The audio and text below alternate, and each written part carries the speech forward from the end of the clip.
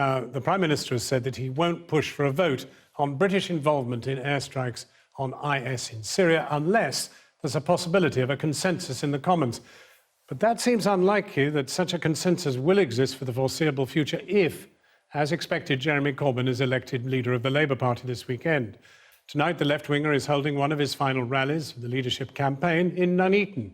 Our political correspondent, Michael Crick, is there. And, Michael, you found an unlikely figure in the audience. Yes, more on that later. Nuneaton is one of those marginal seats that Labour expected to win in May, but didn't. This is the 99th meeting of Jeremy Corbyn's campaign. The very last one will be in his North London seat on Thursday evening. Then, by Saturday lunchtime, he could be putting together a shadow cabinet, preparing for Prime Minister's questions next week, and coming up with what is Labour's new position under him on questions like Syria and the use of drones to kill members of ISIS.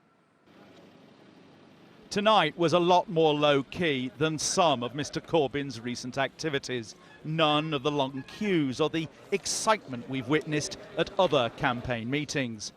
Within days of being elected this weekend, Mr Corbyn could be asked by David Cameron to back action against ISIL in Syria.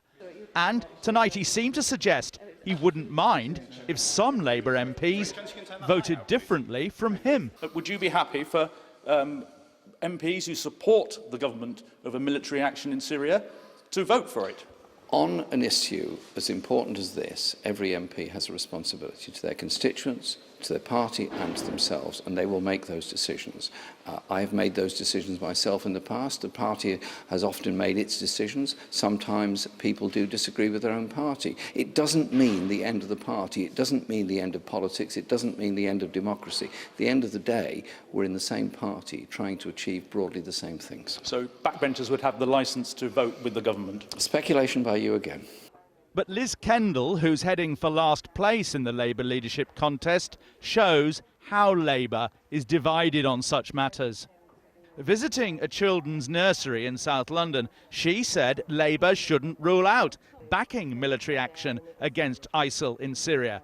And she expressed sympathy with David Cameron over the drone killings of British citizens.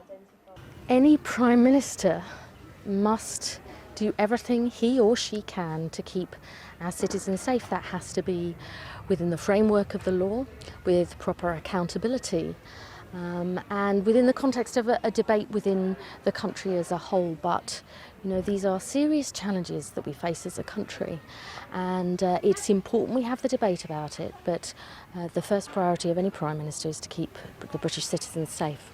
The Tories are clearly seeking intelligence as to how a Jeremy Corbyn-run Labour Party might respond.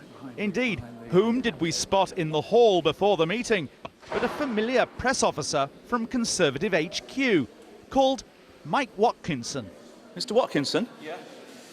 Mr Watkinson from the Conservative Party? I don't know what you're talking about. Well, why are you walking out then? What are you doing at this meeting?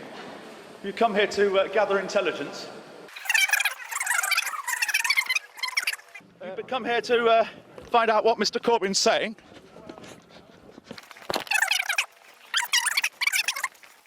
So who was it who sent you? The party chairman? David Cameron?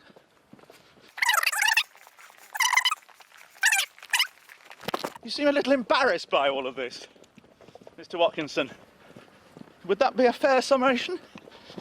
That you're all a bit embarrassed about this? He eventually drove off.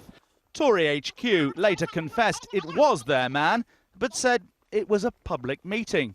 So why couldn't Mr Watkinson simply have admitted that the Conservatives are just as keen as the rest of us to know how Labour might develop if Jeremy Corbyn is elected?